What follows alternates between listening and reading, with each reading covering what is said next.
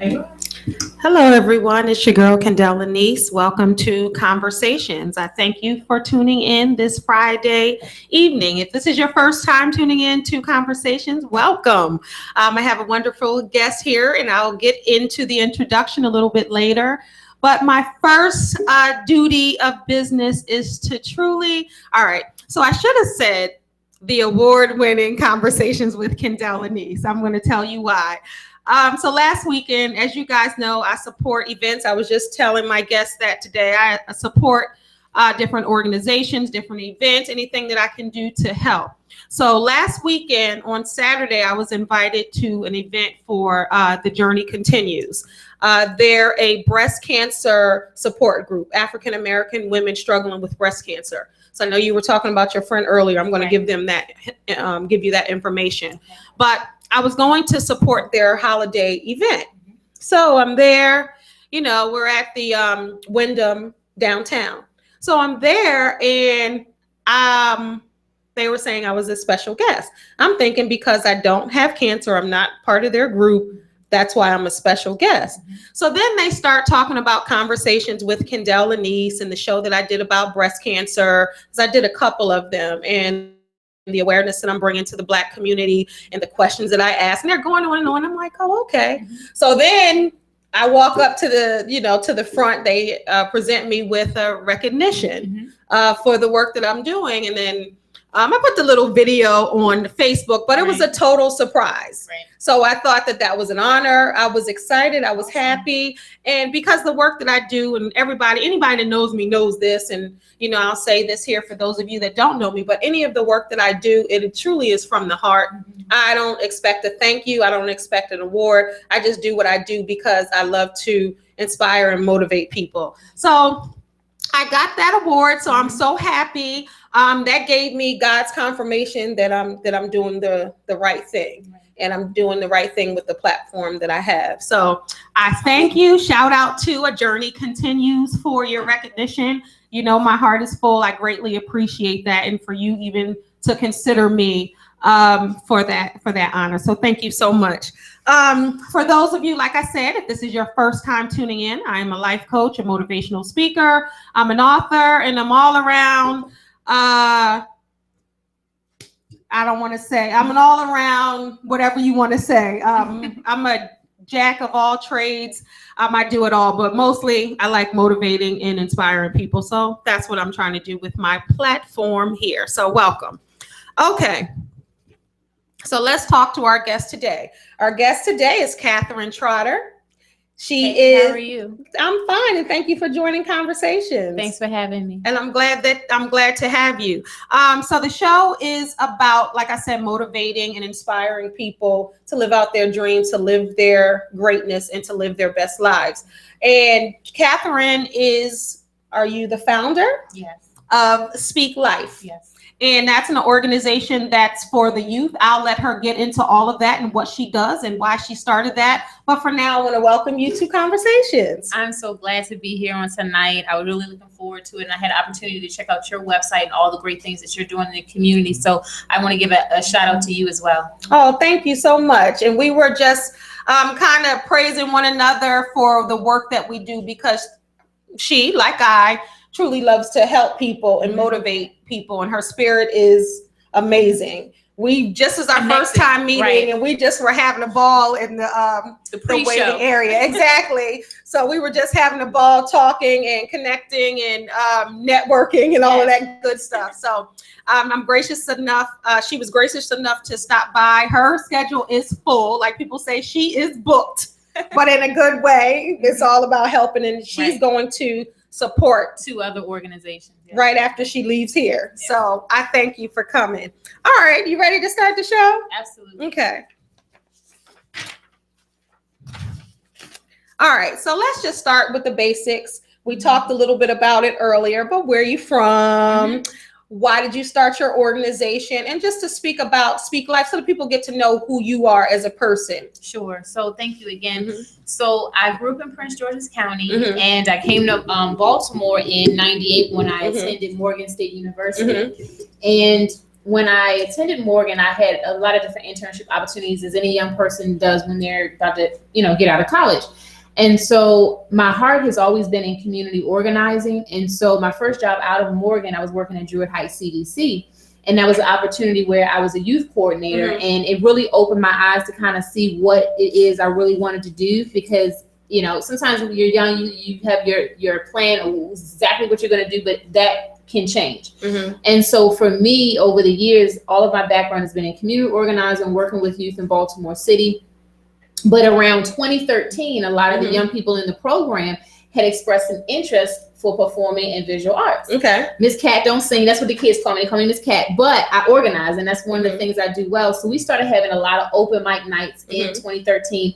One of our community partners that's been there since day one is Coldstream Homestead Montebello Community Corporation, Okay. right on the Alameda. And so we opened up the doors. Anywhere between 80 to 100 young people will come out, and from poetry to singing to hip hop to dance to just everything in between, all of that crazy together among the youth. Wow. So that's a prime example that children are looking for something to do. They're looking for something constructive to do. Absolutely. Because a lot of times you hear, oh, well, kids don't want that, or they're probably not going to go, Mhm. or they're not doing this anymore. But that is a prime example that kids are yearning for something to do, extracurricular activities. Absolutely. And it didn't have to be anything negative. Some individuals in the community is like, oh, we have that many young people together, we know something's going to happen.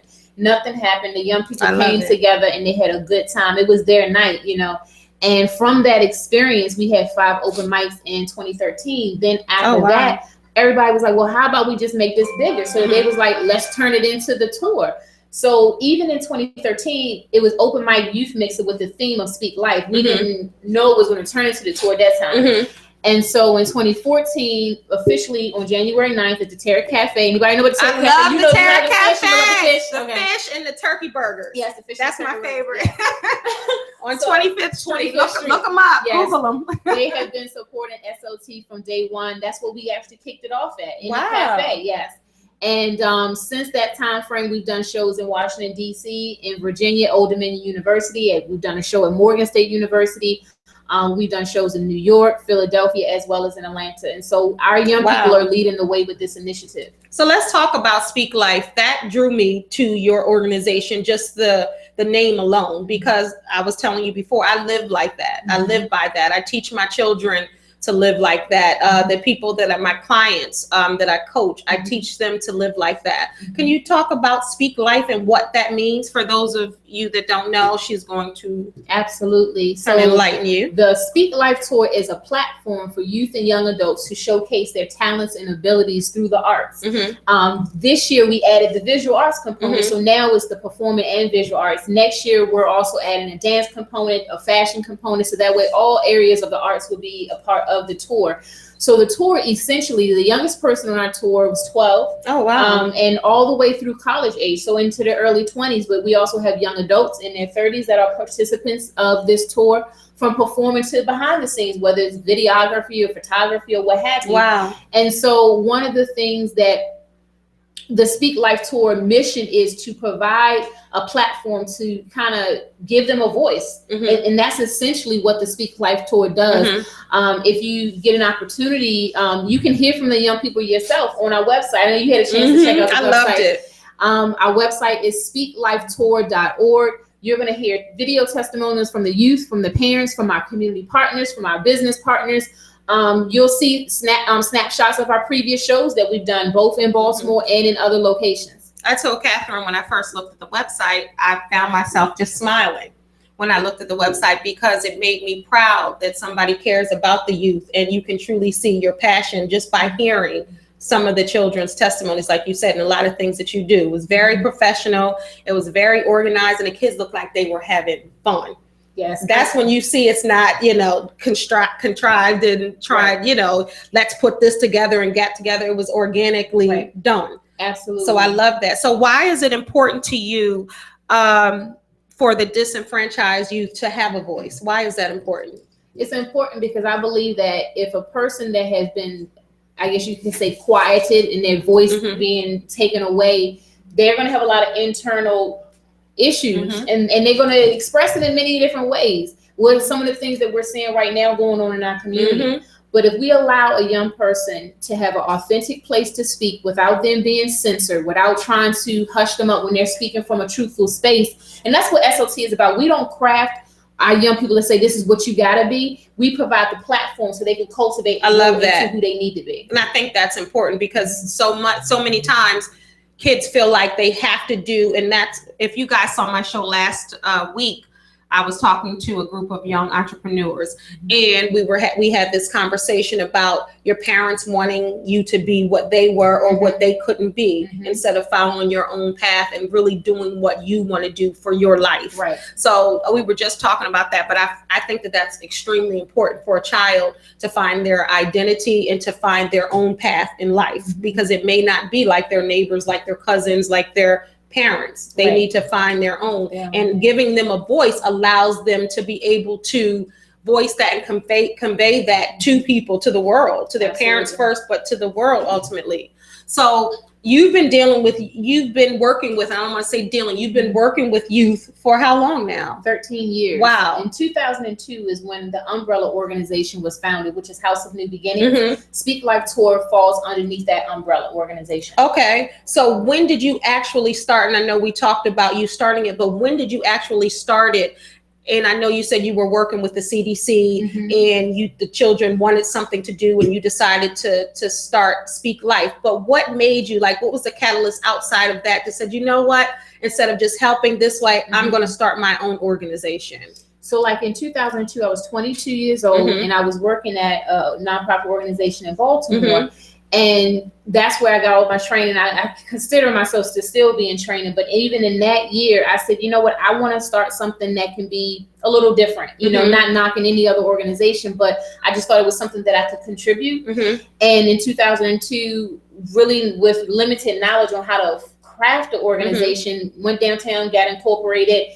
And what we did, we started with just mentoring. So the majority of the beginning phase of the organization was group mentor sessions where young people will come together, and I call it Let's Just Talk About It, where they can write on a sheet of paper whatever is on their mind. They don't have to put their name on it. And we pick it out of a bowl, a hat, or whatever, and we just have an open, candid conversation. So you don't even know who asked that question. It's just somebody in that group. Right. And then you answer that, and then do the other children chime in, and I think that's great. I think that's an excellent idea.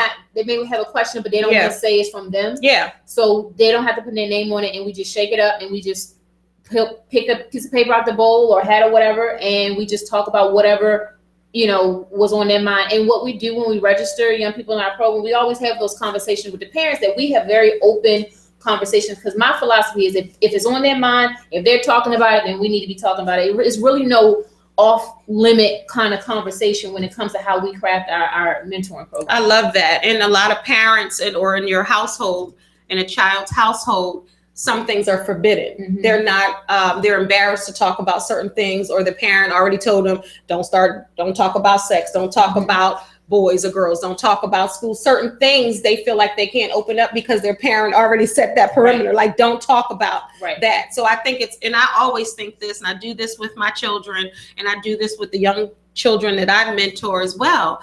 You can't stunt a child's growth. You can't silence a child when they want to express to you what's going on in their mind and their heart.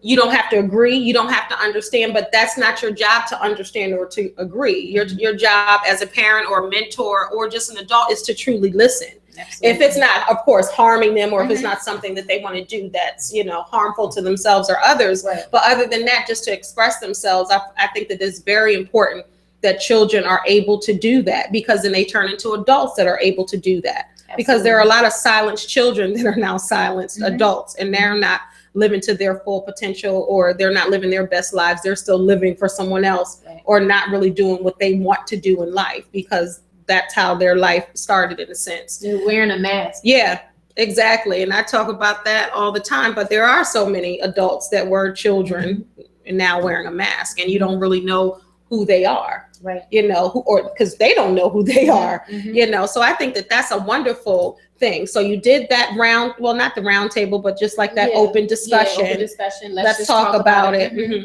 And then as the years developed with the organization, that's when we added NB Youth Academy, which is the coaching arm of our program, where we have youth focus groups. With our youth focus groups, we have creative writing, we have behavior talks. Behavior talks is a role reverse session where you're now the young person and they're now the adult, and we go through some life scenarios and we act it out. Because a lot of times, you know, many times when people say, "Miss Cat, I don't know why I got kicked out of class. I didn't do anything."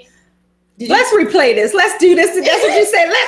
Let me be here. Verbally say anything, but what did your body say? Right. What did your body say? Did you not go for something? Did you roll your eyes? What did your body say? You know, and even with adults, you know, our bodies is always talking. We're communicating all the time, even if we never verbally say anything. So I think that's one of the ones that I really love the most, because we kind of can go into acting mode, but it's in a non-threatening way to get a young person to kind of see, you know, who are they really in a non-threatening way. I love that. Guys, this is why I wanted to have Catherine on the show.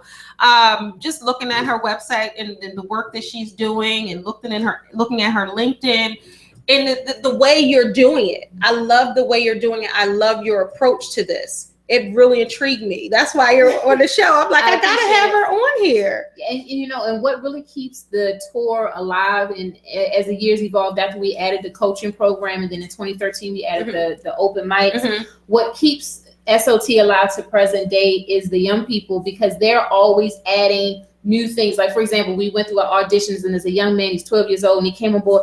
I'm a visual artist. You know what I think we should do? We need to add live spray painting or some kind of graffiti to the show. I mean, I can't even say how he said it, but he has the whole concept down. In other words, our tour is structured, but it's still fluid and open enough for other young people to come on board and bring ideas that we're not currently carrying out, so that way we can add it to be a part of it. I love that, because sometimes adults see things one way.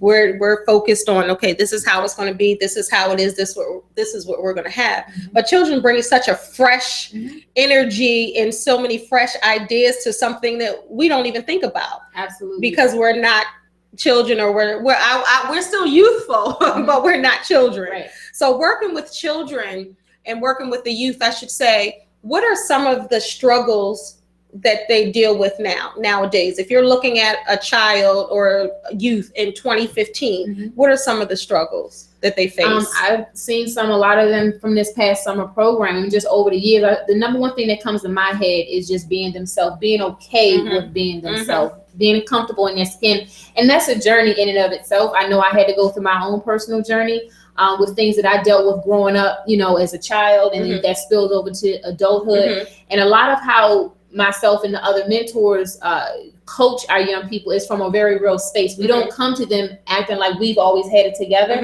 And I think when we put our shields down and we come to them from a real perspective, then they can start putting their shields down, saying, you know what, I have some challenges as well. So that's the biggest thing, just being comfortable with who they are and not feeling like they have to be someone else. Yeah. And that's my whole platform as well. Like I said, I mentor youth, and they tell me a lot, because I am like you.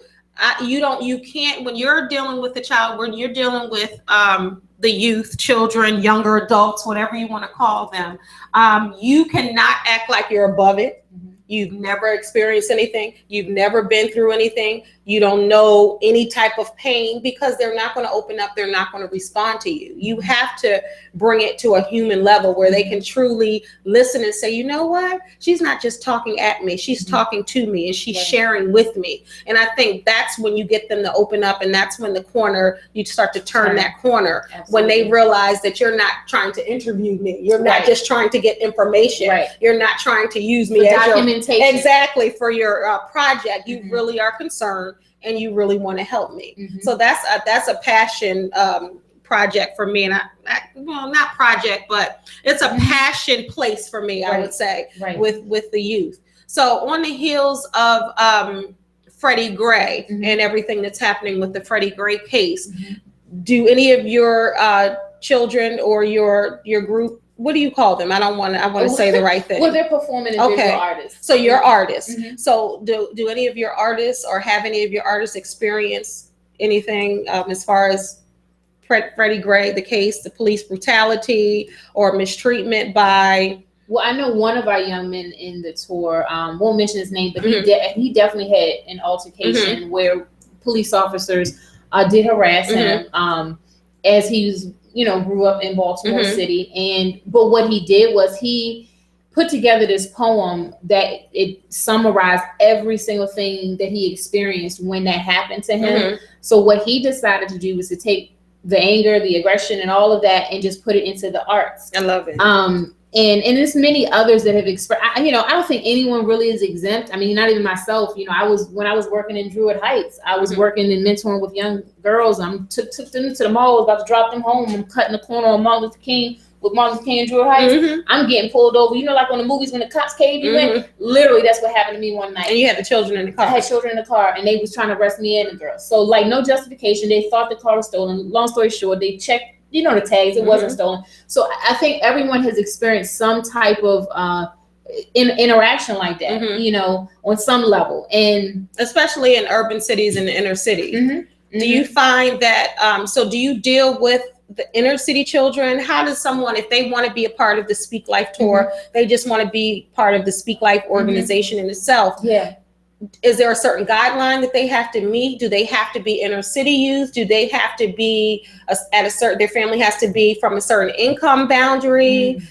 Do they have to have talents at all? What are what's your criteria when you're trying to welcome someone in? So we have different categories, different levels. If someone's interested in being a performer on the tour, there is a registration form and there is an audition. Now with that audition, are we looking for someone that is like the best singer, the best this? No, what we're looking for is raw talent though. We're looking for coachable people that want to cultivate their talent into something greater, whether it's performing or visual arts. But let's say, you don't want to be in front of the room. You don't want to get on a microphone. You want to be more the behind the scenes stage person.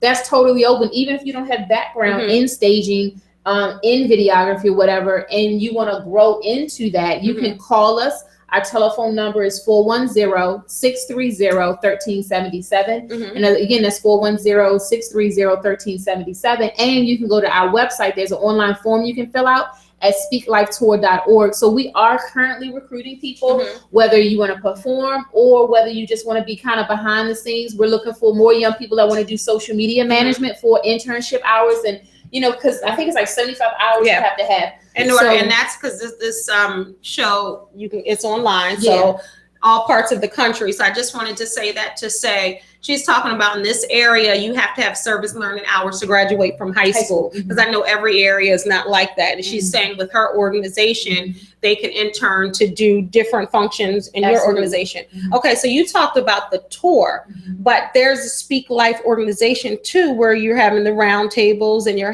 do you still do that? So that falls under the NB Youth Academy. Got you. Okay. So we have like the House of New Beginnings, which is the umbrella, which is where our 501c3 rests. And then underneath that is NB Youth Academy. That's where we do the group mentoring sessions. Okay. Let's just talk about it. And then it's the Speak Life Tour, the performing side. Okay, so I just wanted to be clear. So if they go onto the website, and it's broken down on the website. If you go to, I think it's about. Yes. You go to about. Told you I was I was on there. But if you click the About tab, it'll give you the breakdown right there. So if somebody wants to just be a part of that, is it free? Can they just come, or do they have to pay? So to be a part of the Speak Life Tour, there is no. But even the other part, right. The NB Youth Academy, no, there's a separate registration form for that. However, and again, it depends on what program a parent want to sign their youngster up for. Maybe it's a Saturday group session. Now, when we do our different events and travel, we are asking for parents to contribute for that. If they're going to be on the traveling end of the Speak Life Tour. For obvious reasons, parents. For obvious reasons. But if it's just to be a part of the coaching sessions, the mentoring sessions, that's all open. I love that. And if there's anyone outside of the Maryland area, again, we do our Washington, D.C. show. Virginia, we're teaming up with a phenomenal organization in VA called Abu Unity Foundation. We are gearing up for a show. It's going to be nice in 2016. And even with Baltimore, we have a partnership with the Baltimore City Recs and Parks, and we're gearing up now for next year, where we're going to have several different showcases throughout 2016 in Baltimore. Okay, so then that's excellent. So the Speak Life Tour, it's every year? Every year. And we're going into our third year. Okay, so that's wow. So it's successful. Yes. Yeah. I mean, we in just in 2 years, we've covered a lot of ground. Maryland, DC, VA, New York, Philly, in Atlanta. And next year we're hitting up those same locations, but we're also adding Charlotte, North Carolina, and we're adding Dallas, Texas, and we're adding Orlando, Florida to the list. So let me get this straight. These are performers from Baltimore, and because some people, when you think about certain cities, whatever city you're in, some kids don't leave that city. Some kids remain in their city. They don't travel. They don't see different parts of the country. So with this Speak Life Tour, I want to make sure I say it right. Speak Life Tour. They get to see the different parts of the country, and they're doing what they love to do at the same time. So what is a show like? Somebody's going to go to the Speak Life Tour, and they're going to see these young performers. What are they going to see? I know you said some of the things that they're doing, but what are they going to see? So our youth showcase, when we always have the philosophy, we're going to have a youth showcase. The youth are going to run the whole show. That's from hosting the event. I love it. I'm not going to be on the mic. It's going to be a young person. That's how we flow, to keep it young, to keep it fresh, and so it can be attractive to other youth. So it's typically an hour and a half showcase, but it's 2 hours because we always do mixing and mingling before and after the show. But the actual show itself is about 90 minutes. So it's going to be a mix between poetry, singing, hip hop, dance, visual arts. Actually, we have a visual artist that does live painting during the show. So like at the beginning of the show, you don't know what it's going to look like by the end. But by the end, it's like always this. And this visual artist is part of He's a part of the Speak Life Tour. We have another young man. He's a portrait artist, so he could take literally your picture and he can turn it into something else. It's just crazy. So these are talented people here. Yeah, I mean, we have some young people that's been with us since before the tour even started, and then they are now recruiting other young people to be a part of the event. And so we're going to be doing a lot of interesting things next year. We're going to be kicking it off in January with a photo shoot. So if there's any young people out there that does modeling, we want to put that out there because we are looking for other individuals that want to be a part of the photo shoot. If you consider yourself to be an actor, we're going to be doing some things next year. Can't really release it all right now because we're still dealing with some details. But if you consider yourself to be an actor or want to be a part of something dealing with acting, and you got that theatrical side to you, connect with us 410. My 16-year-old, we're gonna have to talk about that. That's all her. She's performer, dancer, actress. She does journalism. She just went to DC today to the what's it called tomorrow? The museum. So it's a news museum for broadcasters and journalism students. So she just went there. So that's her all day long. All right. Well, we already got one in the house. Yeah. So, but I think that's great, and I also think it's a great parents. This is for you. So to truly invest in your children. But first, you got to allow them to speak. You have to hear their voice, and you have to learn what they do, what they like to do, what interests them. Because I think as parents, you have to feed your children and the food of knowledge, the food of passion, the food of your talents and your gifts, the food of God. I mean, all combined. That's what makes a child a well-rounded adult. And I think that's very important to nourish your children. So do you have children of your own? I don't. But how many children do you have to Speak Life? Yeah, I have a lot, and then I have my nieces and nephews who I claim. Yeah. I raised my nephew. Oh wow. He is going to be turning 23. I think. Oh wow. Might be off right year, but I think it's like to turn 23. And he has awesome business concepts that he wants to do. And even with society, even when he was young, the school system wanted to label him, saying he couldn't learn, all these other kind of. And I'm not. I had a show about that too. Right. And I'm not big into labels when they want to label a child so young, saying they can't do whatever. But he defied the odds, and he's doing well. And I say that to say because. I think he was like at 4 years old, they was like he needed to be put on medication because he's too hyper. What 4-year-old do you know that's not hyper? Right. And I think that they do that a lot of times, and I've said it, and I have to say it again. I have to keep it real with young Black boys. I think that happens all the time. I used to teach school, and I remember I took over someone's classroom, and I tell this story. My friends know, you've probably heard this story if some of my friends are watching, but I took over this classroom, and she left the whole agenda, telling me about the curriculum and the children, and went line by line about the different children in the class. So it was a predominantly white classroom, and one little Black boy in there but she said, beware of him. Now, mind you, she didn't know a Black woman was coming in. Okay. This is for her replacement. Okay. You get what I'm saying? Right. So she writes this out. Oh, the young Black boy. He's well, she didn't say the young Black boy, but she was saying this person, he's this. He's troublesome. He doesn't do his work. I mean, just anything negative, anything negative. List. Exactly. So when I got in, the person that I am, that's the person I was clinging to. That's the person that was going to be all right with me, just because he was labeled already without even knowing it. So when he came in, let me tell you something. That boy was the most helpful, most mannerable, most respectful. And the reason why she called him troublesome is because he was so brilliant. He would finish his work. Now, this is the thing. When you have a child, like you're saying, 4 years old, you have a child that doesn't know how to channel their energy or channel their intellect, and they're finished their work, everyone else is still working. That person is going to talk. That person is going to move. That person is going to look under the desk. That person is going to pull their hair. That person is going to do whatever, that child, because they don't know how to channel that yet. So to someone, they just look, oh, he's hyperactive, or let's label him. Right. So when they decided to try to label your nephew, what did you do about that? We told him no. We wasn't gonna have that. You know, and so was it extra energy we had to put out to work with him? Yeah, but it was worth it, because I've seen many cases working with young people, and some of the medication they put on them, they walk around looking like a zombie, and what it does to their mental status. Because like even my brother's autistic, but he was labeled, misdiagnosed for many years as paranoid schizophrenic. And really the whole label, not to get too deep into all that, but the whole system, depending upon the diagnosis, they can then connect to a certain kind of medication, which fattens pockets. Right. Of course. Now, someone that's autistic, there is no medication. That is not, there's no medication for that, bottom line. It's just it's just teaching them how to cope and how to live with autism. Exactly. But there's no medicine to cure it, to make it better. Right. And the reason why I bring that up, because going into next year, the Speak Life Tour, we're really going to highlight the community of autism in terms of young people and young adults. Excellent. My brother, when it comes to music, when it comes to art, he's brilliant. Yeah, and it's a calming mechanism for him, because a lot of the agencies that he was with, we don't know what to do with your brother, we just don't know what to do.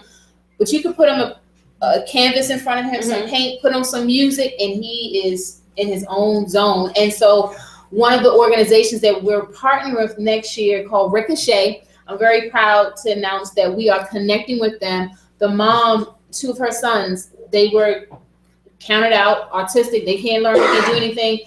The oldest son, who's 26, he creates their beats for the dance group. One of the sons is actually in the dance group. And then they recruited other young men that have been labeled with developmental disorders or what have you.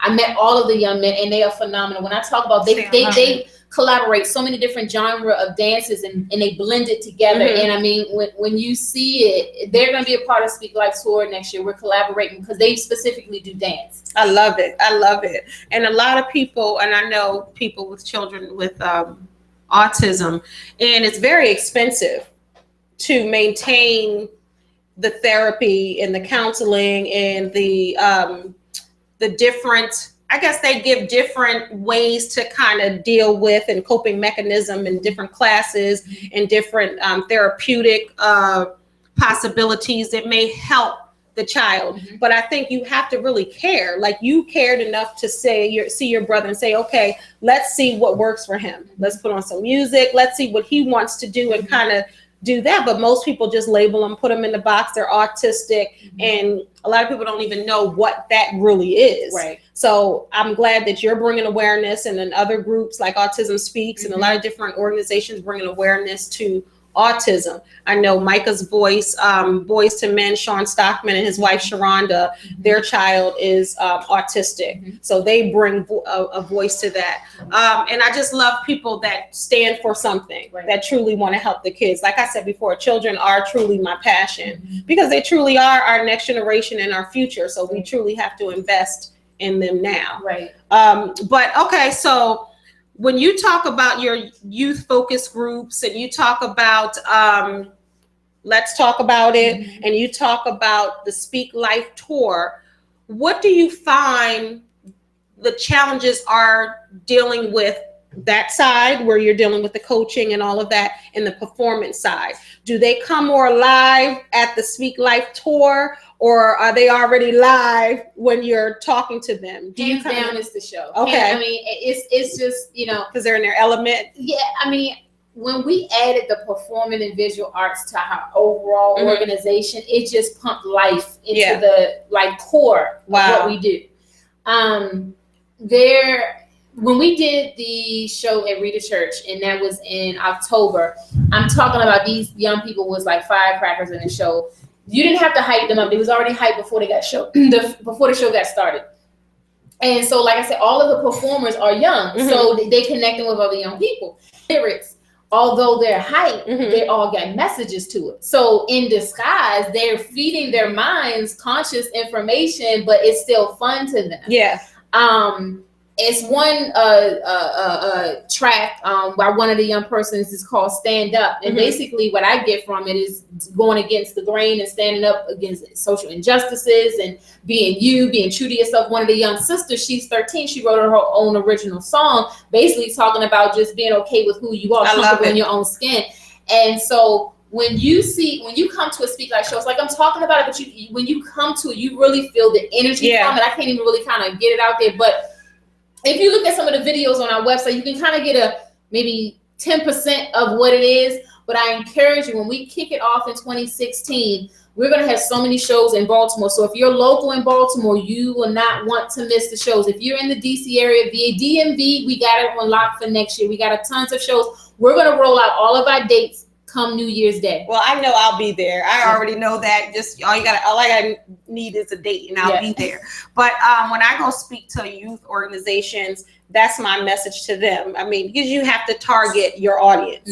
I do a lot of speaking engagements, but when I speak to youth, that's what it's about.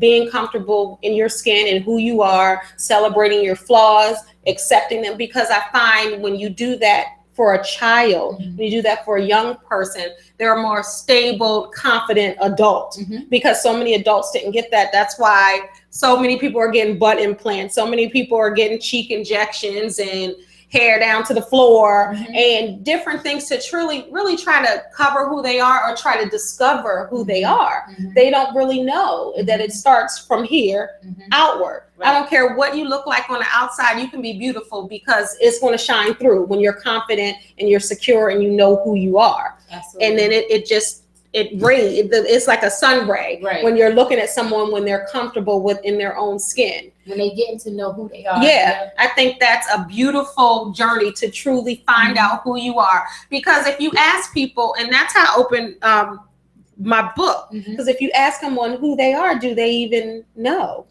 You know, or is who they are who someone told them they are?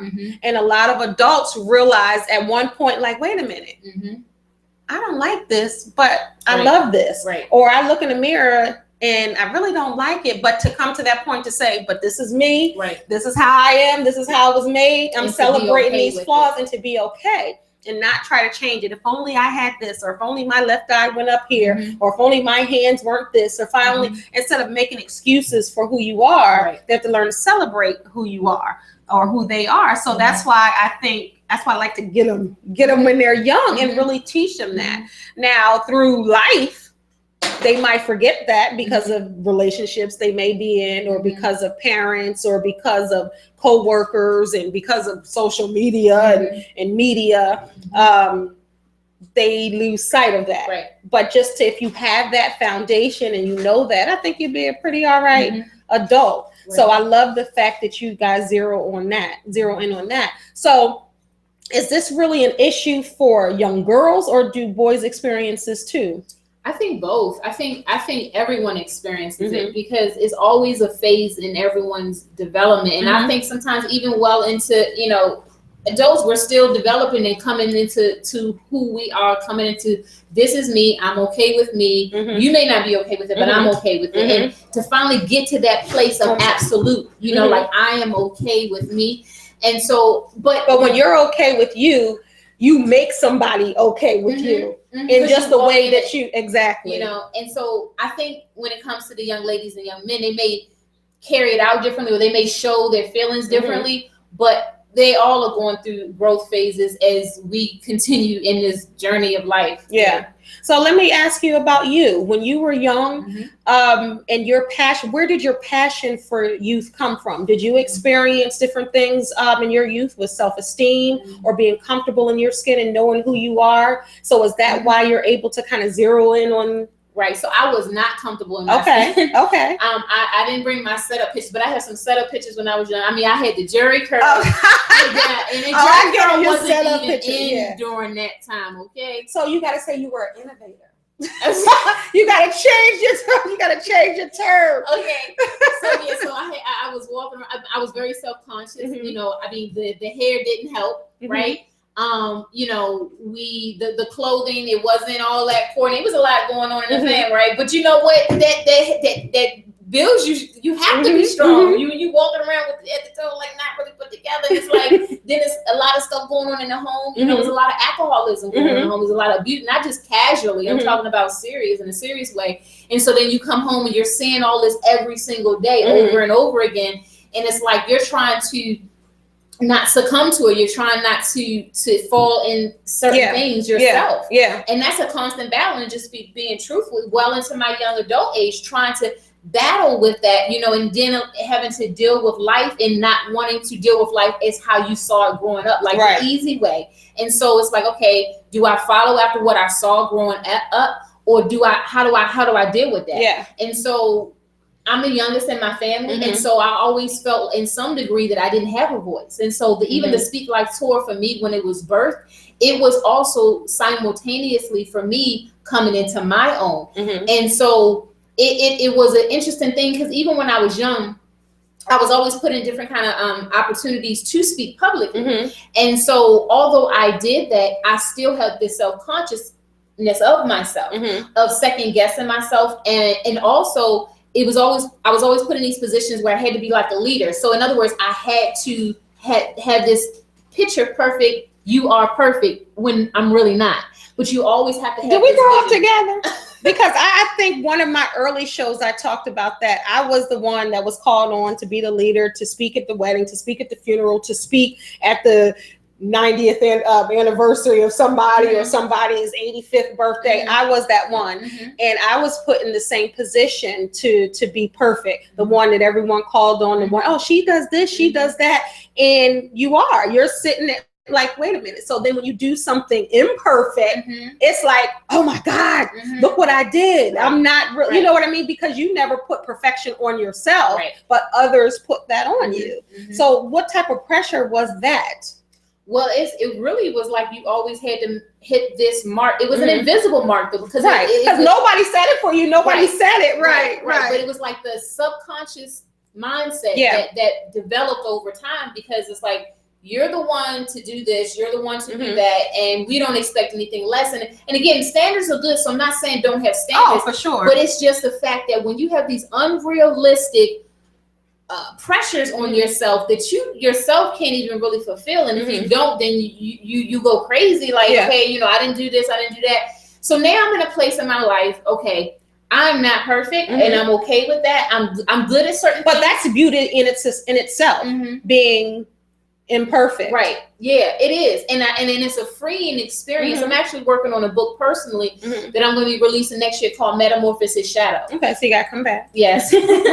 And so within that, it's very freeing, even when that book is being released. I've been working on that for several years. So tell me what the title means, because I think I'm following you. So what does that mean? So I like butterflies. Okay, right? me too. And so when we think about like the butterfly, when it's coming out of the cocoon, you know, is being free, is blossoming, and so when I think of metamorphosis, we know that deals with change and morphing into something. But the shadow piece, you know how, like, let's say if you had a mask on and you take it off, it's like, you know, going between that. Yeah. So metamorphosis, shadow is those in between phases of one's life. That. I love that. So what age was it where you said, you know what?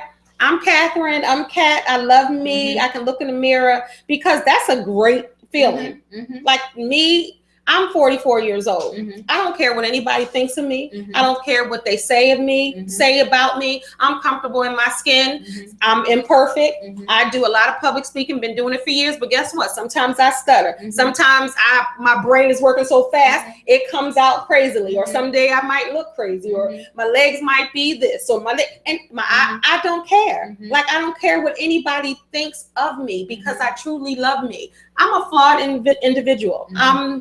Imperfection at its finest, but I love it. Mm-hmm. So when did you come to that About point? 5 years ago, and that happened 3 years into me meeting an individual in Baltimore that is very candid. He's a straight shooter. He speaks what's on his mind.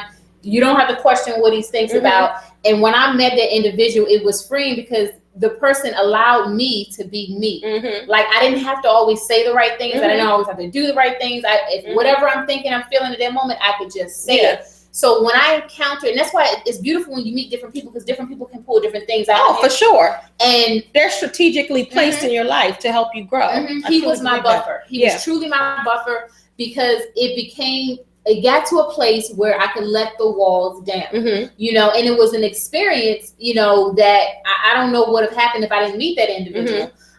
So now it's just in a place where I'm just moving. But even with me being okay with that 5 years ago, it wasn't until going into next year when I released the book that I'm ready to release everything and able to just like consciously talk about it and just put it out there. And so when I release the book, it's in part, I don't know if it's this old movie. I don't know if you ever remember it. It's called The Never Ending Story. No. Okay, so I love that movie. It's really, really old. But the thing I like about that movie, it's like when the person was reading the book, as you were reading the book, it's like you were finding yourself interwoven into the book. Oh, I love that. Yeah, I love that. And so when a reader reads The Metamorphosis Shadow, you will find yourself interwoven into it. I love that. But that's how we heal one another. That's how we help one another. So I'm sure that you're a great example to the youth that you work with just by seeing you. And every day is a growing process, and that you're real and that you're honest with the youth. That's how we help the youth. So I know we were talking earlier about your dad. I want to talk a little bit about your dad. You said that you want to say his age? Yeah, he's 95. Okay. He's not, my dad is almost 100 years old. Her dad is 95. And I was telling her my grandmother is 95. She went to Morgan. How about that? She's 95. Right.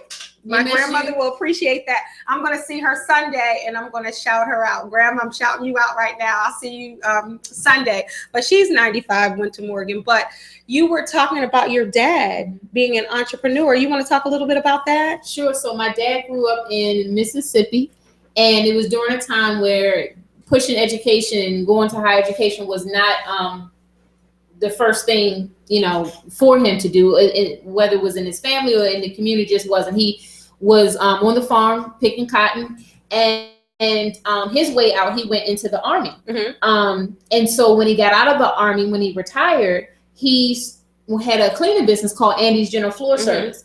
So one of the things that I got from that when I was young growing up, he didn't necessarily say to me to be an entrepreneur, but just seeing him, he was not the sit down type of guy. Right. He wasn't on chill mode. Like, even when he got into his 80s, when he wasn't cleaning floors anymore, he struck some kind of partnership with Everfresh Juice Company, and he started selling juice. So it was just always, he was always doing something. So me being young, seeing that, it just kind of, I think, soaked in. Yeah. And even like his dad, like during that time, they built a house from ground up when my father was a child in Mississippi, and his father, they came together, they built the house ground up, and they turned it into a cafe. And so entrepreneurship, I really believe is in like my bloodline. You know, all the way back from Mississippi. And so my dad, he's 95 now. He's dealing with some health challenges, prostate cancer.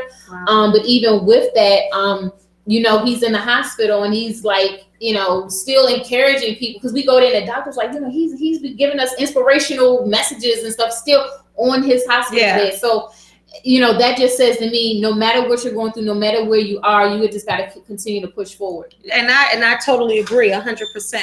I, like you, I feel like it's in my blood. My grandfather in Buffalo, New York, he never he said he would never work for anyone. And my grandfather was one of the first, the first in that area to have his own demolition and construction company. He had contracts where when Black people back then didn't have major contract. He had that demolition company for many, many years. He had a leather and suede shop with clothes, wallets, accessories, everything. He had a game room. Remember the arcades back in the day? So, I mean, when I think about me and I think about my mom and I think about different people in my family, I think it runs through my bloodline. I've been coming up with businesses since I was young, but I think that is something that you see. And a lot of parents don't sit down, or a lot of family members don't say, let me tell you how to be an entrepreneur. Sometimes, like you said, you see it. You see the behavior, you see the steps, you see the hard work, you see the ethics involved, and that's how the child becomes as an adult or going into adulthood. So parents, it's very important. Family members, if you have the youth around you, you have children around you, it's very important to be a good example. I know a lot of people feel funny with, oh, I'm not a role model, but you are a role model. Even if you don't want to be, what you're doing, the kids are seeing. You don't have to say this, let me show you, even something as simple as, let me show you how to make spaghetti. First, you boil the noodles, you brown the meat. You don't have to tell a child that. If your children are in the kitchen with you, they're gonna say, okay, I know she browned the meat, she put the she boiled the water. I mean, they're gonna see by example. So a lot of the things we teach our children and the youth are without saying anything. We don't say a word, and we're teaching them. So I think it's wonderful to be a good example, and it's wonderful that you had good examples. So when you started your entrepreneurship, is this the first go at it, or did you start some businesses before, or some organizations or companies before? So House of New Beginnings has always been since 2010. But I have a consulting business outside of that where I work with startup nonprofit organizations, helping them get their own 501c3. But through the That's journey, a good one. Yeah, but through the journey, there has been ups and downs. I've had to learn.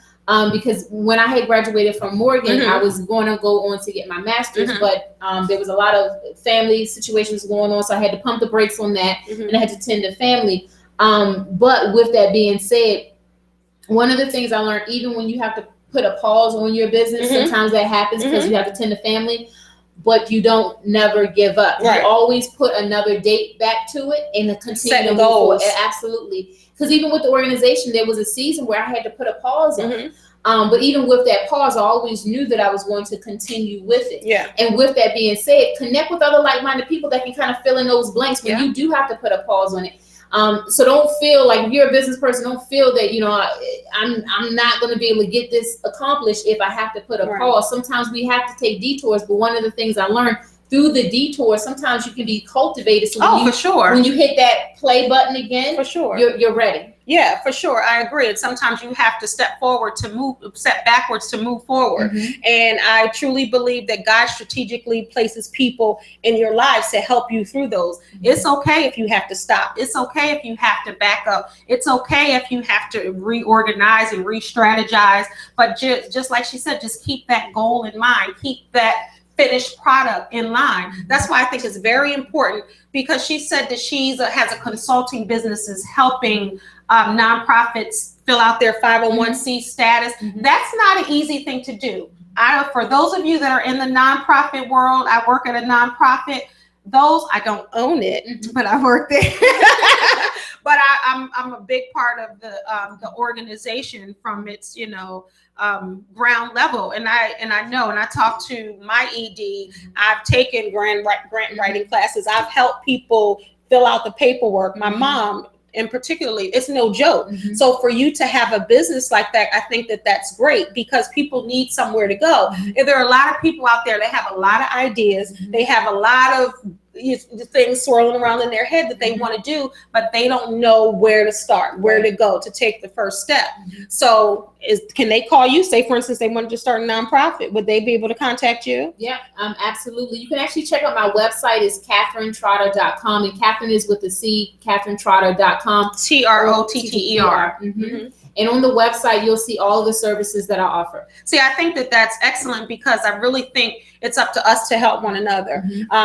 The days are over. I want them to be over anyway. I know they're not all the way over where there's the crabs in a barrel. We can't help anyone get ahead because we're afraid that they may get further than us. Right. But that's what we're supposed to do. A lot of other cultures, a lot of other ethnicities, they do that. Absolutely. They help one another get to that wherever they want to go.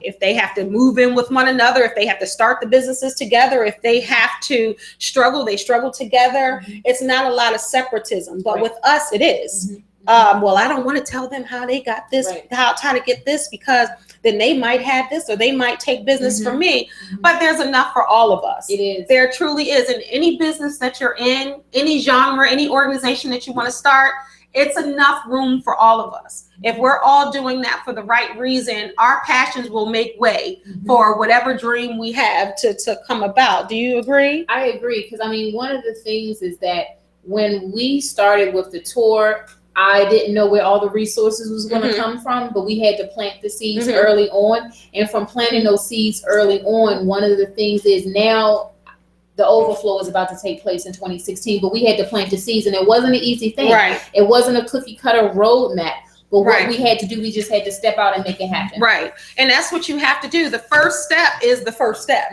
People, well, what is the first step? The first step is just having an inception, having the idea, what you want to do. And as I coach people, when I talk about, if you want to write a book, if you want to start a business, if you want to do whatever you want to do, where do I start? The first step is acknowledging and coming to terms with what you want to do. Write it down. I know we're in a time with electronic times where everybody's on their phones, everybody's doing it, but when you write it down and you look at it, it becomes real. That's all you got to do. If you want to start a business, every single day, this is the thing about dreams, this is the thing about goals, this is the thing about that.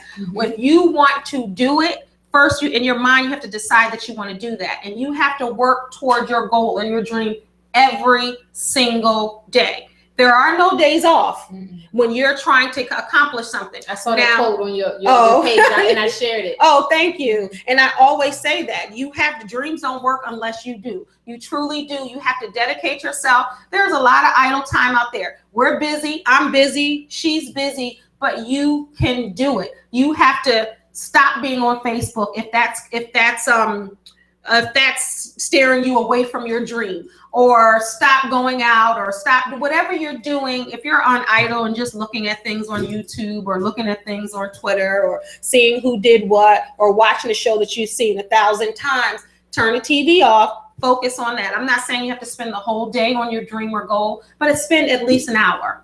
That's my suggestion. And then the next day, do something else. So it could be research. If you're online just surfing the net, how about doing something constructive and saying, okay, how do I start? Just in case they want to do that and they may not call you or may not have the finances, but how do I start a 501c? Or how do I come up with a name to your business or your organization or your book? Then it starts to become real. You'll start to be connected with that.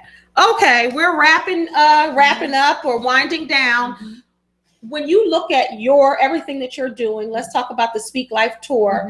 Let's end with that. Okay. What does your future look like? What does the future look like for the Speak Life Tour? Because it seems amazing. So the future for the Speak Life Tour, first, our home base is Baltimore. Next year is to have at least a minimum of 10 showcases in the Baltimore area. But also future, we want to take the tour international. We want to take it into Canada. We have some family. Well, I have some family that's from Jamaica, so we want to take it to different places. But the underlying, not just about the traveling, but we want to do, and I think you mentioned it earlier, exposing our young people outside of their borders. And so that's the reason why we want to expand it. So again, in Baltimore, minimum 10 showcases.